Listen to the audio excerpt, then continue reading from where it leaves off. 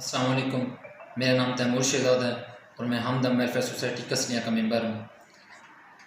आज मैं अपने सदर सुहेल ताजिक साहब के साथ सिविल हॉस्पिटल पिंड दादन खान में मौजूद हूँ और मेरे लिए ये खुशी की बात है कि हमने अभी रात को मरीज़ों में 60 से ज़ायद मरीज़ हैं जिनको हमने बेड टू बेड जाकर खाना तकसीम किया है, जिससे तमाम मरीज़ों के चेहरे पर वाज़ेह खुशी नज़र आ रही थी और उन्होंने हमें बहुत सी दुआओं से नवाजा।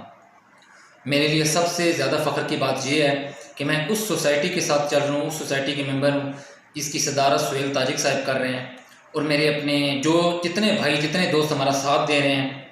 हमारी दुआ है कि अल्लाह पाक उनके घर में और उनके रिज़्क़ में मज़ीद बरकतें अता फ़रमाए। और मेरे अपने तमाम भाइयों से, तमाम दोस्तों से ये दरख्वास्त है, ये अपील है कि वो लोग हमारा साथ ज़रूर दें और हमारी सोसाइटी का हिस्सा बने ताकि हम अपनी वर्किंग को, ख़ुसूसन लंगर हुसैनी को मज़ीद बेहतर से बेहतर बनाएं। शुक्रिया। अल्लाह पाक हम सब का हामी नासिर।